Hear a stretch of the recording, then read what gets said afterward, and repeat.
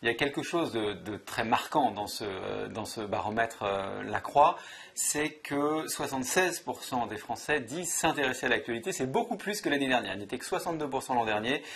Il y a eu une très forte actualité, la guerre en Ukraine, et ça a suscité naturellement un réflexe d'information. Ce qu'on observe en parallèle, et ce qui nous amène à pondérer un petit peu cet intérêt, c'est que les Français, une fois de plus, disent éprouver une forme de lassitude, ce qu'on appelle de la fatigue informationnelle. À vrai dire, ce n'est pas très nouveau, mais c'est quelque chose qui semble s'installer parce que depuis maintenant une quinzaine d'années, parce qu'ils ont des smartphones, parce qu'ils sont sur les réseaux sociaux, parce qu'ils sont en contact avec l'information en continu, très régulièrement les Français disent qu'ils en ont assez, qu'ils sont submergés. Ils éprouvent un sentiment de submersion par rapport à l'actualité. Donc d'un côté, un très fort intérêt pour l'actualité et de l'autre, un sentiment de fatigue informationnelle.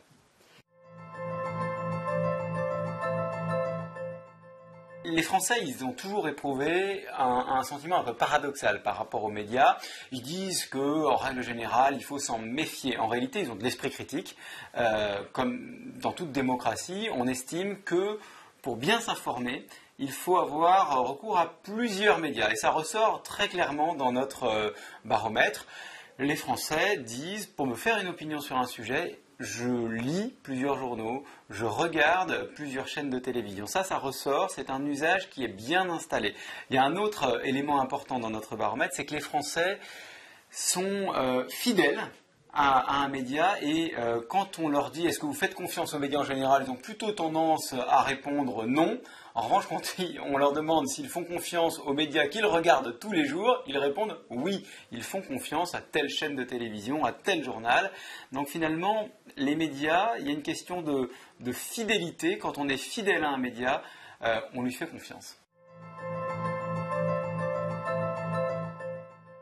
Il y a clairement un fossé générationnel. Vous avez d'un côté les sondés les plus âgés qui disent s'informer par la télévision, la radio ou la presse écrite. Chez les jeunes, la télévision reste en tête quand même. Ils sont 25% à avoir un contact avec la télévision pour s'informer chaque jour. Mais juste derrière arrivent les réseaux sociaux. Chez les 18-24 ans, ça ne veut pas dire qu'ils s'informeront comme ça par les réseaux sociaux quand ils seront plus grands, mais en tout cas, quand il s'agit de s'informer, ils passent aujourd'hui du temps sur les réseaux sociaux et ils s'intéressent aussi à l'information via ce qu'on appelle les émissions d'infotainment qui mélangent l'information et le divertissement. Et ça, c'est évidemment une évolution assez récente. Ça ne veut pas dire encore une fois que ces jeunes, quand ils seront plus grands, continueront de regarder ces chaînes-là, mais ça, c'est un fait nouveau qu'on examine et qui ne fait que se confirmer d'année en année dans notre baromètre. Alors, il y a une chose que ça nous dit, c'est que l'éducation aux médias, c'est absolument crucial. Parce que dans cet univers complètement bouleversé, depuis une quinzaine d'années, beaucoup de choses sont apparues dans l'univers médiatique.